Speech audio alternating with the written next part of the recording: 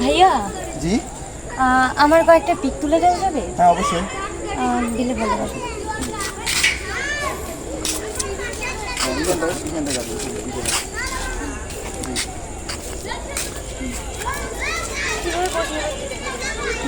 এরকম করে জাস্ট এরকম করে একটু দেখবো।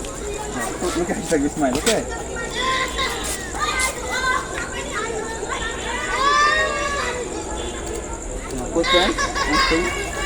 এরকম করে ঘুরি।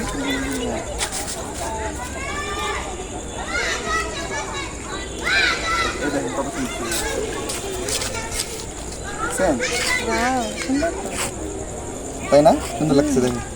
আর কয়েকটা তুলে দেন না। আরো কয়েকটা, আমার তো সময় নেই হাতে। আচ্ছা দেন, আর দুটো তুলে দেবো, জাস্ট দুটো।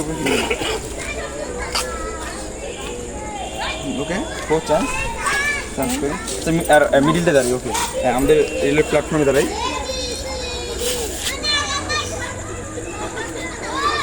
ওকে, সুন্দর দিচ্ছি,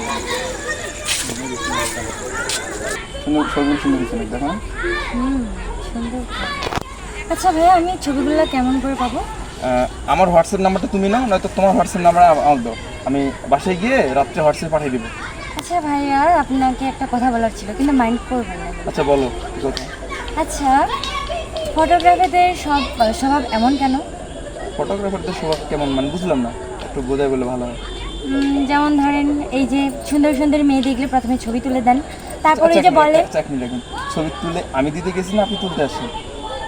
যাই হোক, আপনিও তো হচ্ছে যে ঠিক আছে, ঠিক আছে, অবশ্যই হ্যাঁ, ঠিক আছে। তো আমি যেটা বলতে চাচ্ছি আর কি, হচ্ছে যে তারপর হোয়াটসঅ্যাপ নাম্বার নেন, নেওয়ার পর হচ্ছে যে ছবি দেওয়ার তো কোনো নামগন্ধই নাই, শুধু হচ্ছে যে প্রেম আলাপনের কথা বলেন।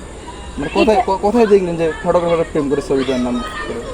আমার বান্ধবী করেছে, আমার বান্ধবী এমন করে প্রেমে পড়ছে, প্রেমে পড়ার পর এই যে এখন শেখা খেয়ে বসে আমি আছে। ফটোগ্রাফির লাইফে আজ পর্যন্ত কারোর সাথে প্রেম করি নাই, আর আশা করি কখনো প্রেম করবো না।